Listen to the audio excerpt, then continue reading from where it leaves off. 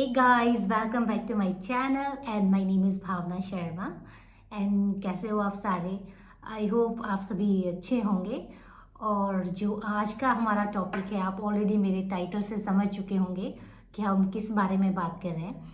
तो आज का जो हमारा टॉपिक है how we can move to Australia from UK और any other country like Ireland, US, Canada. अगर आप किसी और कंट्री में हो और आप जो है ऑस्ट्रेलिया या न्यूजीलैंड मूव करना चाहते हो, वो भी विदाउट एग्ज़ाम, तो आज हम इसी के बारे में डिस्कस करेंगे। तो गाइस, सबका जो है अपना अपना ड्रीम होता है कि मतलब कौन सी कंट्री में काम करना चाहता है। लाइक ऑस्ट्रेलिया, कईयों का ड्रीम होता है कि वो ऑस्ट्रेलिया में काम करें as a registered nurse. But guys, आप सभी को पता है अगर वो इंडिया से डायरेक्ट अप्लाई करता है तो इसमें बहुत सारा, एक तो उनको first of all entrance exam qualify करना पड़ता है एंड द सेकेंड थिंग होता है हमारा ओईटी और आइल्स में भी हमारे 7 and B for each module होता है। तो आपको सारी चीज़ें होनी चाहिए। एंड अगर आप न्यूजीलैंड में काम करना चाहते हो तो वहाँ पे भी अगर आप इंडिया से डायरेक्ट अप्लाई करते हो तो आपको ब्रिजिंग कोर्स करना पड़ता है, उसका भी थोड़ा सा फीस अमाउंट होता है। तो गाइस, यूके एक ऐसी जगह है या आयरलैंड, तो आप बेस्ट प्लेस है जहाँ पे आप विदाउट एग्ज़ाम और विदाउट एनी ब्रीजिंग कोर्स जो है आप माइग्रेट कर सकते हो न्यूजीलैंड और ऑस्ट्रेलिया में। तो गाइस, शुरू करते हैं इस वीडियो को। और आज हम जो डिस्कस करेंगे वो है कि क्या क्या एलिजिबिलिटी क्राइटेरिया है, और सेकेंडली क्या हमारे डॉक्यूमेंट्स लगेंगे, एंड थर्डली हमारी क्या जो है फीस है टोटल इसकी, एंड फोर्थ अगर आप जो है डायरेक्ट पीआर के लिए अप्लाई करना चाहते हो तो, एंड जो भी हमारा टाइम पीरियड है मैं आपको सारा इस वीडियो में बताऊंगी। तो गाइस, ये वीडियो आप शुरू से लेके लास्ट तक ज़रूर देखना ताकि आपको ईच एंड एवरी स्टेप समझ आ सके। तो गाइस, शुरू करते हैं। तो गाइस, जैसे आप अगर यूके में काम कर रहे हो या आयरलैंड में काम कर रहे हो तो आप किस तरीके से आपको जो ऑस्ट्रेलिया की रजिस्ट्रेशन मिलती है वो हमारा ट्रांसपेरेंट पाथवे होता है, जिसमें जो है सबसे पहले हमें न्यूजीलैंड की रजिस्ट्रेशन करनी पड़ती है एंड आफ्टर देन हम ऑस्ट्रेलिया की करते हैं। तो गाइस, इसमें आपको एक और फ़ायदा हो जाता है। आपकी ऑलरेडी आपको जो है आप यूके में काम कर रहे हो वहाँ की रजिस्ट्रेशन, नेक्स्ट आप ऑलरेडी इंडिया में कर चुके हो वहाँ की रजिस्ट्रेशन, और साथ में आपका न्यूजीलैंड और नेक्स्ट आपका ऑस्ट्रेलिया। तो आपकी जो है 4 कंट्री में आपकी नर्सिंग की जो है रजिस्ट्रेशन हो जाती है। तो आप 4 कंट्री में से जो है कहीं भी कभी भी काम कर सकते हो। तो ये आपका जो है एक प्लस पॉइंट है। तो आपकी रजिस्ट्रेशन बनी रहती है चारों कंट्रीज़ में। ओके। तो गाइज, आज हम बात करते हैं सबसे पहले कि हमारी क्या क्या जो है एलिजिबिलिटी होती है। तो गाइज, अगर आप यूके आयरलैंड से अप्लाई कर रहे हो ऑस्ट्रेलिया के लिए तो जैसे मैंने आपको बताया बाया न्यूजीलैंड प्रोसेस चलता है यहाँ से।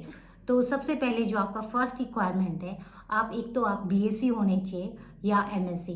बीएससी एमएससी कोई भी, मतलब आपकी जो है एक एजुकेशन क्वालिफिकेशन होती है बीएससी, ये जो है आपकी होनी चाहिए। एंड नेक्स्ट होता है आपकी रजिस्ट्रेशन ऑलरेडी होनी चाहिए, जैसे यूके में, आयरलैंड में, और अगर आप अदर कंट्री से अप्लाई कर रहे हो लाइक कनाडा, यूएस, तो आप ऑलरेडी वहाँ पे आपको आरएन मिली होनी चाहिए, तभी ये प्रोसेस से आप जो है अप्लाई कर सकते हो। तो जैसे यूके में हमारी जो है एनएमसी रजिस्ट्रेशन होती है तो आपकी ये होनी चाहिए रजिस्ट्रेशन वहाँ पे। एंड द नेक्स्ट क्या होता है आपका मिनिमम जो है 2 ईयर एक्सपीरियंस होना चाहिए। तो गाइस, ज़रूरी नहीं है कि आपका 2 ईयर आपका आयरलैंड यूके का ही होना चाहिए। तो इसमें आपका जो 1 ईयर है वो कहीं भी आपका बैक साइड का हो सकता है, जैसे आपके बैक होम आप ऑलरेडी इंडिया में काम कर चुके हो तो आपका वो 1 ईयर का एक्सपीरियंस आप वहाँ से भी काउंट कर सकते हो, और उसके बाद यहाँ का। तो आपका ज़रूरी नहीं है यूके का ही हो, आपका पिछले वाला एक्सपीरियंस भी जो है काउंट होता है। तो आपका मिनिमम एक्सपीरियंस इसका 2 ईयर का होता है। एंड नेक्स्ट गाइस, बात करते हैं आइल्स एंड ओईटी एग्ज़ाम की। तो आप सभी को पता है अगर आप डायरेक्ट ऑस्ट्रेलिया के लिए अप्लाई करोगे तो आपको आइल्स में 7 band in each module, and साथ ही आपका ओईटी में B module in each module में आपका बी होना चाहिए। तो बट जब आप यूके से अप्लाई कर रहे हो या आयरलैंड से तो ऐसा कुछ भी नहीं है। जो भी आपका यहाँ पे स्कोर चलता है आयरलैंड के लिए या यूके के लिए, आपका वही स्कोर जो है वैलिड होता है। एंड डजेंट मैटर कि अगर आपका स्कोर जो है एक्सपायर हो जाता है तो कोई बात नहीं, वो आपका एक्सपायर स्कोर भी ले लेते हैं, क्योंकि अगर आप ऑस्ट्रेलिया के लिए अप्लाई करते हो तो मैक्सिमम जिसके 3 ईयर तक वो आपका वैलिड माना जाता है। तो आपको जो है एक्सपायरी वाले IELTS OET सर्टिफिकेट भी आप जो है साथ में अटैच कर सकते हो। तो गाइस सिर्फ यही है हमारी जो एलिजिबिलिटी क्राइटेरिया होता है, बस इतना सा ही होता है। गाइस नेक्स्ट बात करते हैं हमारे डॉक्यूमेंट्स की। और सबसे पहले जैसे मैंने बताया, आपको CGFNS में जो है आपको अकाउंट बनाना होता है और वहाँ पे जो आपको फॉर्म फिल करना होता है। और फॉर्म फिल सबमिट करने के बाद आपको जो है बहुत सारी चेकलिस्ट मिलती है। तो चेकलिस्ट सबसे पहले आपको मैं वन बाय वन आपको सारी चेकलिस्ट डिस्कस करूँगी। तो सबसे पहले आपको एजुकेशनल चेकलिस्ट मिलेगी। तो एजुकेशनल चेकलिस्ट में जो है आपको एक फॉर्म मिलेगा जो कि आप अपने कॉलेज में दोगे, और अपने कॉलेज से जो भी आपकी क्लासेस है यानी एकेडमिक कोर्स, वो आप सारा फिल करवाओगे यहाँ पे आपके प्रिंसिपल से। जब कौन से सेशन से आपने स्टार्ट किया था, आपके कितने प्रैक्टिकल आवर्स थे, वो सारी चीज़ें जो है आपको उसमें फिल करनी है। और उसके साथ साथ जो है आपको उनसे सिलेबस लेना है, एंड सिलेबस में भी आपके स्टैंप लगेगी। और नेक्स्ट आपका जो आपको ट्रांसक्रिप्ट जो है वो भी अटैच करनी होगी। तो ये सारी जो है चीज़ें आपको एजुकेशनल फॉर्म में अपने कॉलेज से करवानी होगी। एंड गाइस, अगर आपका कॉलेज बंद हो चुका है या कोई मतलब अब उस टाइम प्रेजेंट में नहीं है, तो उस केस में आपकी जो जैसे आपको किसी यूनिवर्सिटी से आपको अप्रूवल मिला हो, तो आप ये सारी क्रॉस वेरिफिकेशन अपनी यूनिवर्सिटी से भी करवा सकते हो। ओके गाइस, एंड नेक्स्ट करते हैं आपके सेकंड वेरिफिकेशन फॉर्म। तो वेरिफिकेशन आपकी जो है काउंसिल से होता है। जैसे आपको प्रेजेंट जहाँ पे आप काम कर रहे हो यहाँ पे, एंड आपका जो बैक होम था, जैसे UK में कोई काम कर रहा है तो NMC से आप NMC को मेल करते हो वेरिफिकेशन के लिए, तो डायरेक्ट आपकी ईमेल चली जाती है। एंड सेकेंडली, आप अगर जैसे बैक होम है इंडिया में, तो वहाँ पे भी आपको एक फॉर्म मिलता है चेकलिस्ट की तरह। वो फॉर्म जो है आपके वहाँ के नर्सिंग काउंसिल वाले फिल करेंगे, आपकी जो भी है INC, तो आप वहाँ से फिल करवाओगे वो फॉर्म। और फिल करवाने के बाद जो है आपको वो चेकलिस्ट भी आपको जो है सेंड करनी है बाई पोस्ट। जो है CGFNS में एड्रेस दिया होता है उसका एड्रेस होता है CGFNS USA फिलिपेडिया का एड्रेस है। तो आपको जो है ये चीज़ें जो है बाई पोस्ट करनी है, कॉलेज वाला फॉर्म भी एज वेल एज आपका जो नेक्स्ट है हमारा verification form of nursing council का, तो आप बाई पोस्ट करोगे। एंड नेक्स्ट थर्ड चीज़ आती है आपकी एक्सपीरियंस की। तो गाइस पहले तो है इसके लिए भी एक फॉर्म मिलता था कि आप जहाँ पे काम कर रहे हो और जहाँ पे आप काम कर चुके हो, तो आपके जो पुराने एम्प्लॉयर थे तो वो आपके जो है फॉर्म फिल करके देते थे कि आपने कितने आवर्स काम किया है and all stamp and everything.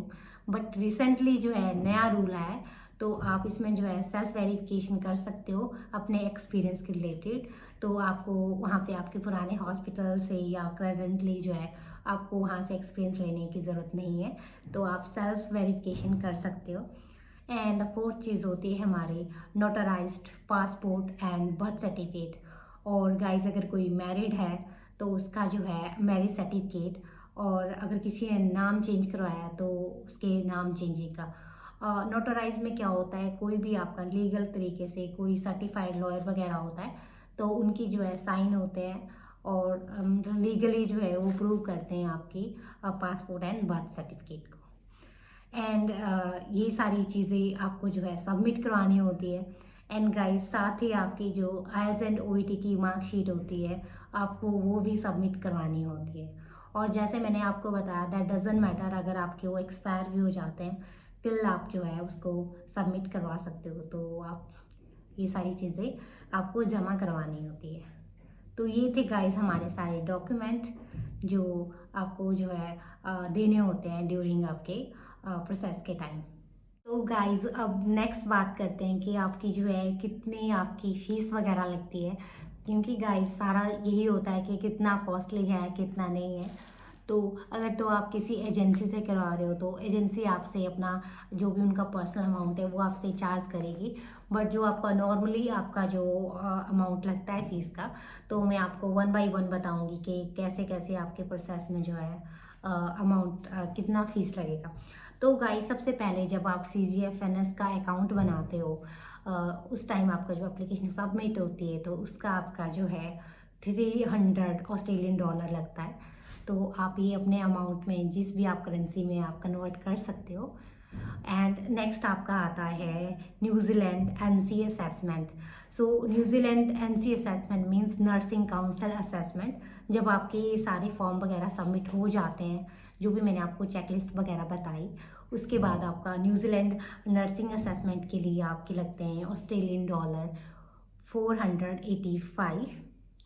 And उसके बाद आपका फिर से आपको पता है क्रिमिनल चेक सारे में होता है, तो वहाँ पे भी आपका ऑस्ट्रेलिया में भी आपका क्रिमिनल चेक होता है।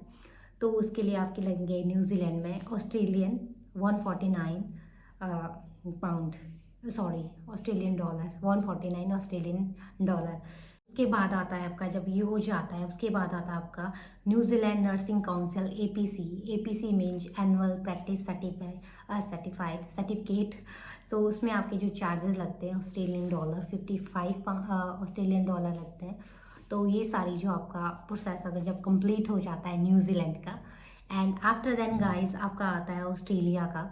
जब आपको अफ्रा रजिस्ट्रेशन करनी होती है, अफ्रा हमारी ऑस्ट्रेलिया की रजिस्ट्रेशन होती है, एंड लास्ट में आपका जो अमाउंट लगता है वो लगता है 489 ऑस्ट्रेलियन डॉलर। तो ये सारी जो है आपके अमाउंट लगते हैं, आपकी जो भी फीस वगैरह लगती है टोटल। और गाइस अगर ऐसे आप अप्लाई करोगे इंडिया से तो वो आपका अलग से आएगा, लाइक आपकी एनटेक्स की फ़ीस एंड ऑल वो आपका अलग से है। गाइस नेक्स्ट बात करते हैं कि इसका टाइम प्रोसेस कितना लगता है।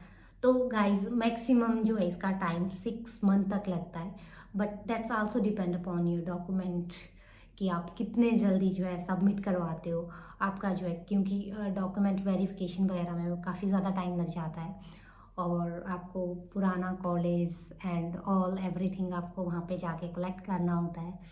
तो ये डिपेंड करता है आपके टाइम पीरियड पे आप कितने जल्दी जो है डॉक्यूमेंट सबमिट करवाते हो। बट आपका 3 to 6 मंथ का इसका जो प्रोसेस होता है टोटल, इतने टाइम में आप कर सकते हो। फाइनली बात करते हैं PR की। और आप सभी को पता है PR एक ऐसी चीज़ है जिसके लिए लोग वेट करते हैं कि हम कैसे अप्लाई करें। और गाइज मैं भी आपको एडवाइस यही करूँगी, जैसे आप ऑलरेडी अगर आप किसी अच्छी कंट्री में हो, आप UK में हो और आप फिर से ऑस्ट्रेलिया वगैरह जाना चाहते हो, तो बेटर है गाइस आप डायरेक्ट PR के लिए अप्लाई करो। अगर आप डायरेक्ट PR के लिए अप्लाई करोगे तो आपको थोड़ी श्योरिटी हो जाएगी कि आपको ऑलरेडी उस कंट्री में PR मिल रही है। तो जो गाइस PR की हमारी एलिजिबिलिटी है, तो इसमें हमारा जो OET एंड IELTS होता है उसमें हमारा B ईच मॉड्यूल होना चाहिए अगर आप डायरेक्ट PR के लिए अप्लाई कर रहे हो। तो गाइस अगर आपका नहीं है तो आपको फिर से दोबारा एग्ज़ाम देना पड़ सकता है। और गाइस सेकंड आपके पास ऑप्शन है, अगर आप OET IELTS दोबारा नहीं देना चाहते हो तो आप PTE भी कर सकते हो, जो as compare to OET and IELTS काफ़ी ज़्यादा ईजी होता है, तो आप PTE का ऑप्शन भी ले सकते हो। एंड सेकंड थिंग गाइस, अगर आप ऑलरेडी ब्रिटिश पासपोर्ट होल्डर हो एंड आप आयरिश पासपोर्ट होल्डर हो तो आपको ये एग्ज़ाम देने की ज़रूरत नहीं है, आपको ऐसे भी जो है PR मिल सकती है।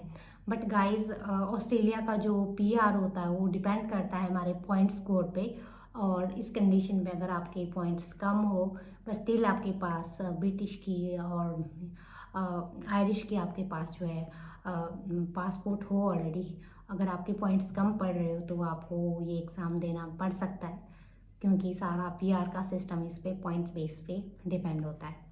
तो गाइस ये था हमारा टोटल प्रोसेस के कैसे आप जो है प्रोसेस ऑस्ट्रेलिया में काम कर सकते हो, न्यूजीलैंड में काम कर सकते हो। तो गाइस जिसका भी ड्रीम है, तो मैं चाहती हूँ आप सारा जो है अच्छे से डॉक्यूमेंट वगैरह वेरीफाई करने के लिए आप अच्छे से करना। मैंने सारे आपको डॉक्यूमेंट बता दिए हैं। अगर आपको स्टिल कोई डाउट हो तो आप मेरे कमेंट सेक्शन में लिख सकते हो, तो मैं आपको उसका आंसर दूंगी। एंड गाइस मैं आपको यही बोलूँगी, अगर आप ऑलरेडी मतलब अप्लाई करना चाहते हो तो डायरेक्ट PR के लिए ही अप्लाई करो। एटलीस्ट आपके पास श्योरिटी हो जाती है फिर कि आपके पास PR है। बट ऐसा भी ना हो आप UK के PR का भी ऑलरेडी टाइम वेस्ट कर रहे हो और 2 साल यहाँ पे वेस्ट करने के बाद आपको वहाँ पे ना PR मिले। तो गाइस बेटर है आप PR के लिए जो है डायरेक्ट अप्लाई करो। So guys, thank you so much for watching my video, and guys do not forget to like, share and subscribe. और अगर कुछ भी आपको पूछना हो तो आप मेरे कमेंट सेक्शन पे लिख सकते हो. तो guys, see you in our next vlog. Bye bye.